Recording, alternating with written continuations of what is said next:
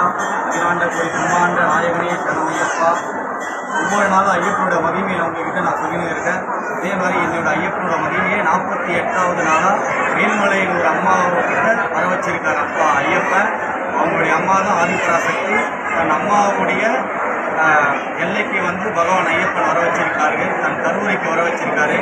நான் சொல்லிக்கிறேன் பாருங்க. அம்பாள் என்கிட்ட குழு ஊற்றான்னு அம்மா என்கிட்ட சொன்னா, என்னோட சொன்னா, நேரடியாக காட்சி கொடுத்த அம்மா ஆதிபராசக்தி பச்சையம்மா.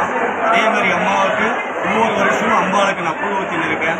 அதே மாதிரி கூழ் ஊற்ற 3வது வருஷம்ன்ற போது அம்மாவை பச்சையம்மா நான் டி நகரில் பச்சையம்மா கிட்ட சொல்லிட்டு வந்தேன். அம்மா கூழ் ஊற்ற போகிற நீ நீ சொன்ன அம்மா கிட்ட சொன்னா பச்சையம்மா கிட்ட.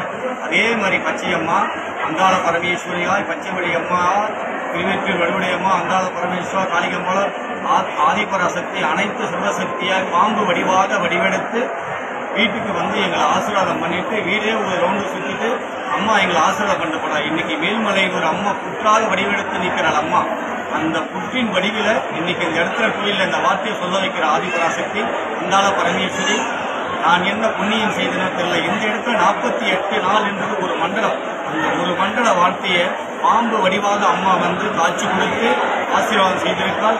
இந்த இடத்துல அங்காள பரமேஸ்வரனை சொல்ல வச்சிருக்காள். ஐயப்பன் இந்த மகிமையை புரிய வச்சிருக்கார் பகவான் ஐயப்பன். அவனுடைய மகிமையை என்ன சொல்லுது பகவானோட ஐயப்பனை? ஏன்னா ஐயப்பனா ஆதிபராசக்தி, அங்காள பரமேஸ்வரர், பச்சையம்மனா சர்வசக்தியாக அவர் திகழ்றார்.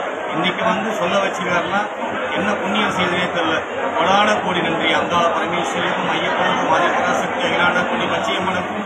ஓம் சக்தி பராசக்தி, ஓம் சக்தி பராசக்தி. ஓம் ஸ்ரீ பூதநாத சதானந்தா சர்வபூத தயாபரா ரக்ஷ ரக்ஷ மகாபாவு மகா சாஸ்திரே துல்லியம் நமோ நமக. சுவாமியே சரணமையப்பா, சுவாமியே சரணமையப்பா.